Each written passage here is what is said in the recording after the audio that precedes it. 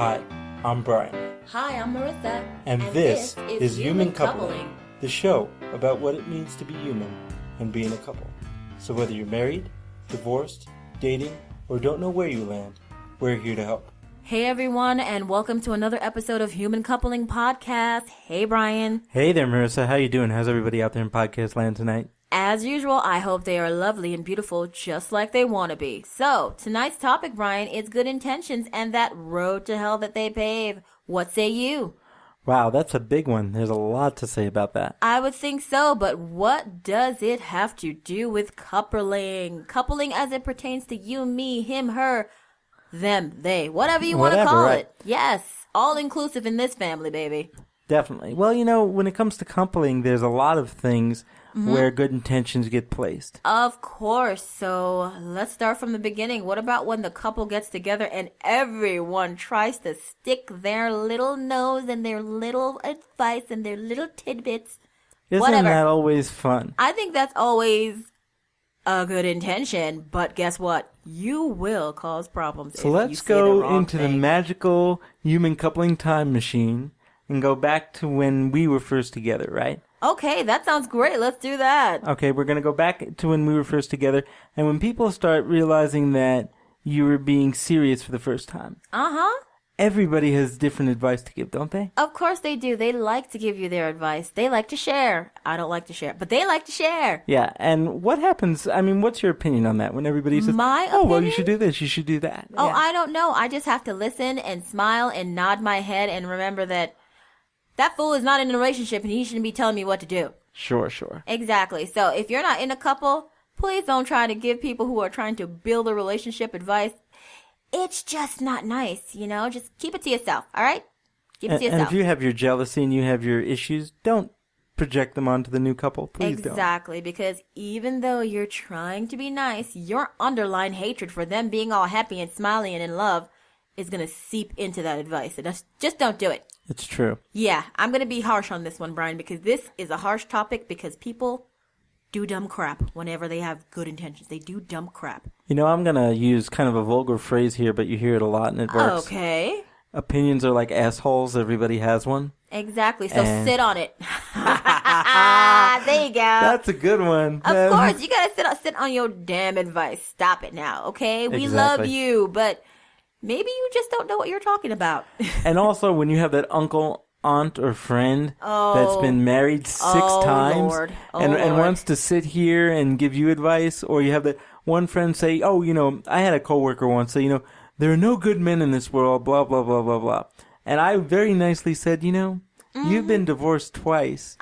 And it's no good men. What's the common denominator in this situation? Child, Needless to say, I didn't have that coworker as a friend after that. But see, you were well intentioned on that. Well, hopefully there you go. There's a good example of well intended. You were well intentioned. You were just trying to help, but you know that's what happens when the girls play in the boys' pen. It doesn't work out very well. Yeah, he's very rough. He's very to the point. That's what I love about him. He's very to the point. Because, now, this was a long time ago, folks, before I was a trained mental health professional. So, yes, yeah. Now he has a big, giant book of what to say, how to say it, and how to say it properly. So happily he uses that, so don't worry. Yeah. Disclaimer, right? There you go. Disclaimer. Okay, so let's move on to another topic.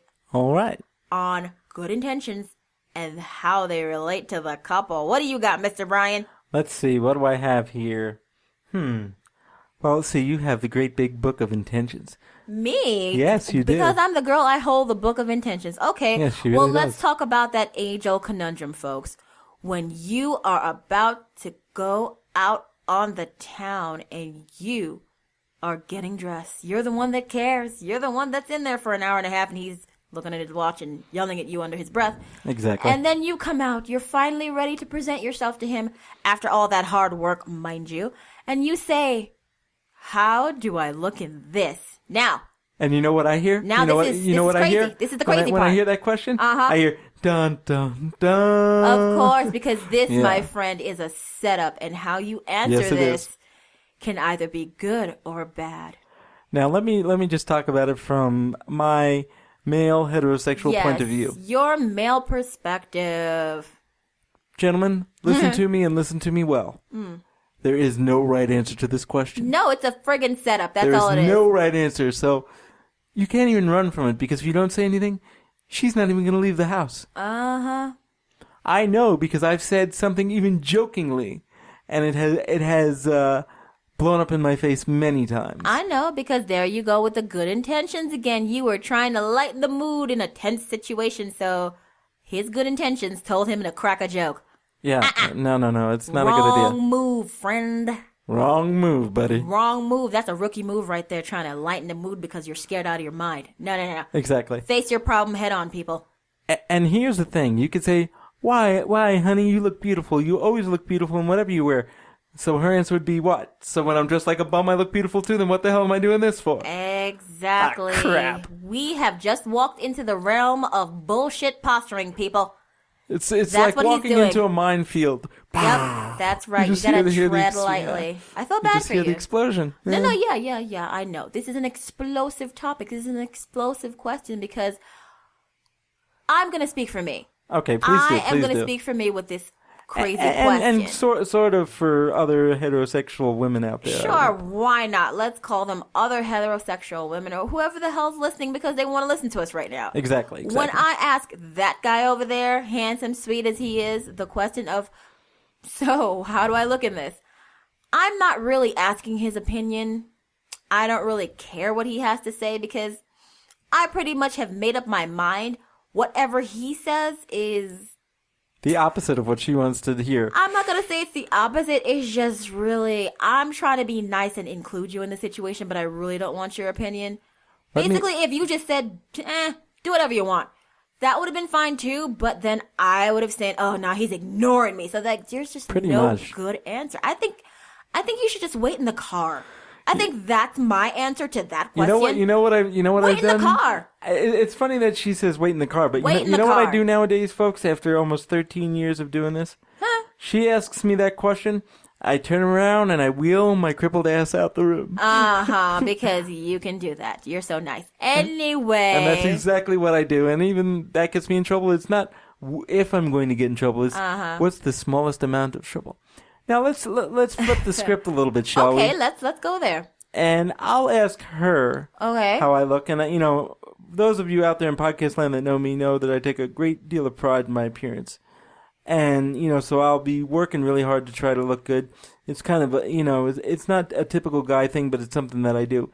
And then I'll ask her how I look, and she won't even give me an answer. It's like, why the hell would I ask you if you wouldn't give an answer? Well, See, she thinks I think the way she does. Well, yeah, I feel it's the same thing. So I'm just like, it's not though. Do what you want. I really, honestly want to know how I look in your opinion because you're the one that's looking at me. I can't see me. Okay, you know how to dress. You are a good man at dressing. After I got you out of the phase of your mom dressing you, all right, that's a whole other topic for another show. I'm just saying. I'm just throwing that in there just to say you're doing a great job right now. You have moved past your previous good intentions with your outfits, and now he has upgraded his wardrobe, which is great. And when he picks something out, I don't care what he does. I am not going to give him an opinion because I don't want my opinion to taint what he feels about his outfit.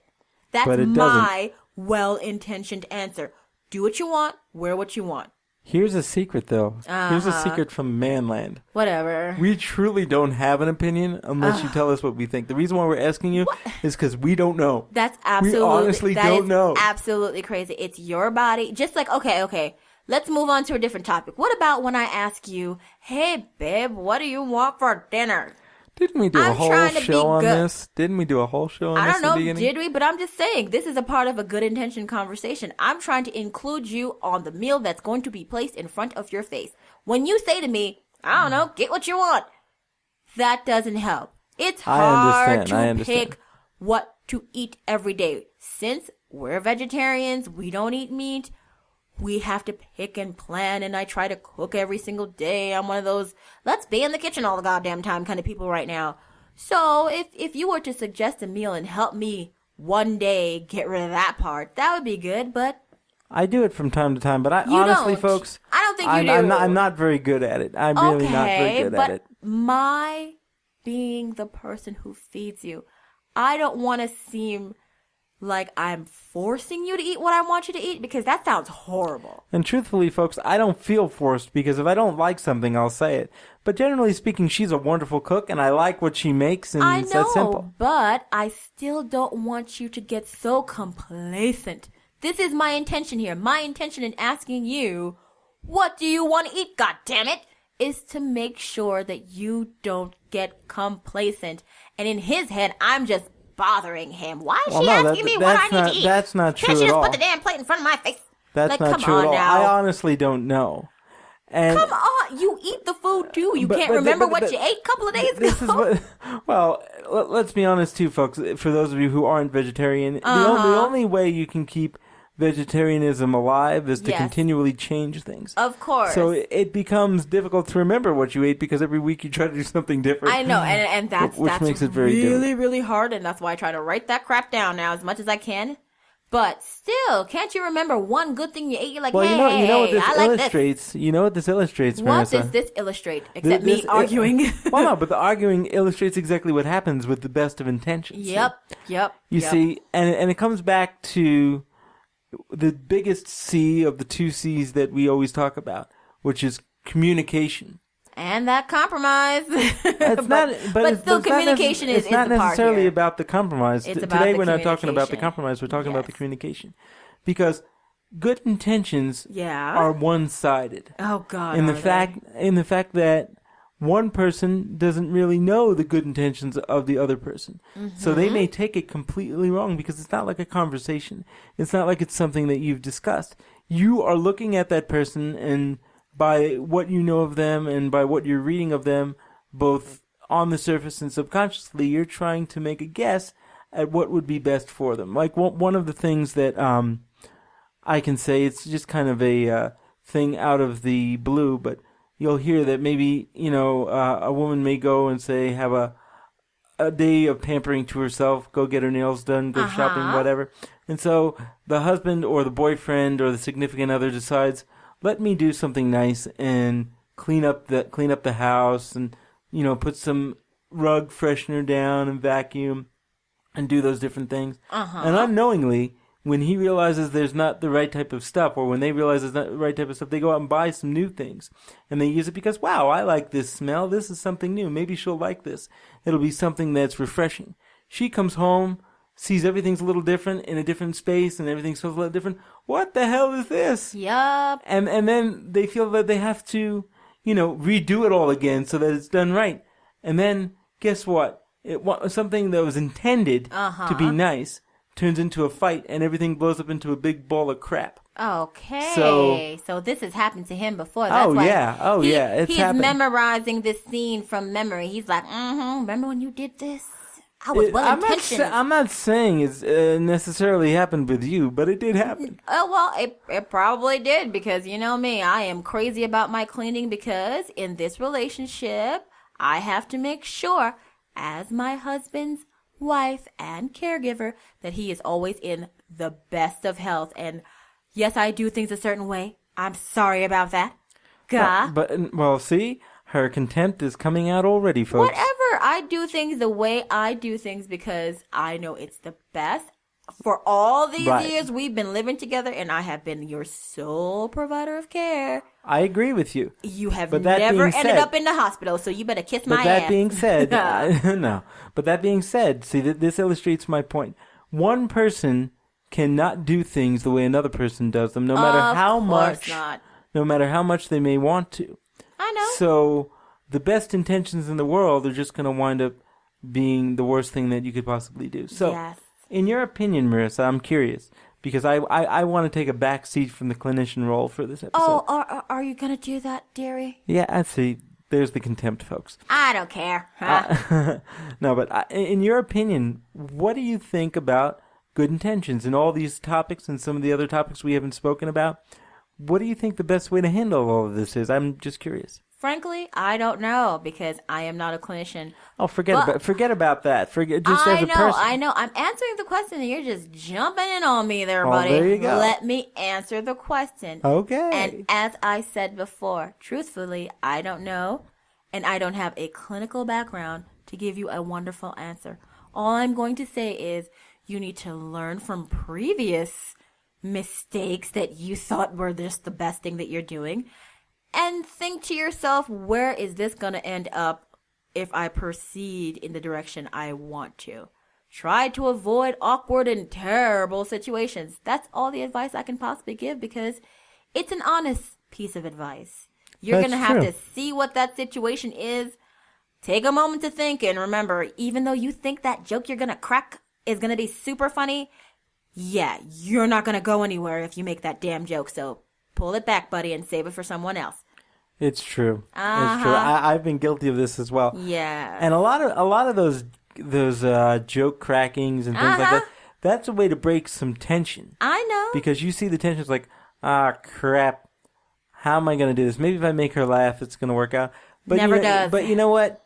Honestly, she may be having a really bad day. Maybe she had a bad day at work and she hasn't told you about what happened at work. So you really don't know where this tension is coming from. Of course not. You accidentally light that fuse and boom, there it goes. Yes, it's called being redirected at your dumbass for saying something stupid. So remember, approach with caution, right? Right. That is the lesson of the day. Approach with caution because although you are well-intentioned in everything you're trying to do, it might not land. So, caution. Right. So, yeah. When you start reviewing what we talked about in this week's episode, so we talked about what happens in the beginning of a relationship. Let's start there. So, we've been in a relationship for a very long time. Which is getting boring and you know it. Oh, stop it. That was my bad joke. I don't care. Exactly. And that was well-intentioned, but I could have been really pissed off. Exactly. But things don't really piss me off because I'm not like that. I could give a shit. Sure. But anyway, we digress. So, it can be tempting as an individual who's been in a relationship that's been through ups and downs and twists and turns and been around for a long time to want to open your mouth and say, no, don't do that, stupid. Because it's just going to end you up on the couch and your favorite, baseball cards in the sink. It's not going to work well for you. But you know what? Those good intentions are just going to make what you thought bad was going to happen will probably happen even worse. Because the thing about being human is when people tell you not to do something, what happens, Marissa? You're going to touch that stove. That's right. Don't touch the stove, you'll get burned. What does the kid do? I'm going to touch that stove. He told me not to. Yeah, exactly. So you want to just try to stay out of it and bite your lip as much as possible. Exactly. I say stay out of it. That's my best advice. Don't mind them. They'll make their own mistakes. And as family members, please, those of you out there in podcast land, you may have an idea of what you may want for a couple, but don't put your wishes on them. Of course, you should not. Please do not. Yes, remember that it's their mistake to make, good or bad. And also the sideways comment of saying, actually like pre-qualifying a statement saying, I don't want to put any pressure on you, but oh Lord, you've been together for X amount of time. Shouldn't you be thinking about getting married? I'm just saying, no pressure though. No pressure. See, you can't force somebody into a situation like that's a corner. It doesn't really work like that. I know, because they're backing you into a damn corner, and that is messed up. Or let's think of the age-old question. You guys have been together forever. Have you been thinking about possibly having a family? Oh, I'm Lord. not getting any younger. I'm just saying. But no pressure. You can do whatever you do. I'll stand behind you no matter what. No pressure. I don't know. It sucks. It sucks when people do that to you. Those are people who are backing you into a corner and they don't even realize that they're doing it. It's crazy. I think it's crazy. Because family loves you. Friends, they love you. But they just do some just messed up stuff. They do some messed up shit, man. There's yes, they do. No way to say it. And then you know what? You know what really sucks about that? What they did? In the couple's mind, someone is going to take that idea the wrong goddamn way, and it's just going to ruin everything. So, I mean, you know how many couples I've worked with and individuals I've worked with, and they said, how do I not step on that landmine? Oh, man. How do I said, you know what? I can't answer that question for you. And they go, what do you mean you can't answer your question? You're the professional. Oh, come on now. I'm the professional, yes. But I'm not the person in your relationship. I'm not the person that has to keep that going. How many ever? Yeah, exactly. So it's one of those things that even as a professional with X amount of years experience, which is not, I didn't start doing this yesterday. I still step in this mousetrap at least 3 times a week. Because we're only human. and we really do truly love the people that we're with, and we truly want the best for them, whether they're lovers, friends, ex-husbands, ex-wives, children, what have you. We still want the best for them. But as the saying goes, the road to hell can be paved with good intentions. As always. So, with that lovely phrase in mind, I want to thank everybody who's been here listening to our show. And if you want to know more about our show, please check out all our things at the end of the podcast, what you'll hear about. And if you'd like to tell us, some show ideas or see how we're doing, drop us an email at humancoupling@gmail.com. And with that in mind, that's all I have to say for the subject. So bye-bye now. Hey out there in podcast land, it's Brian from The Couple. Do you want more of the laughter, love, and hijinks that is the Human Coupling Podcast? If so, like us on Facebook, friend us on Facebook, subscribe to our YouTube channel, follow us on Twitter, follow us on SoundCloud, follow us on Google+. Would you like to let us know how we're doing or let us know how you're doing? Or do you have an idea for a show topic? If so, send us an email at humancoupling@gmail.com. Hope to hear from you soon. Bye-bye now.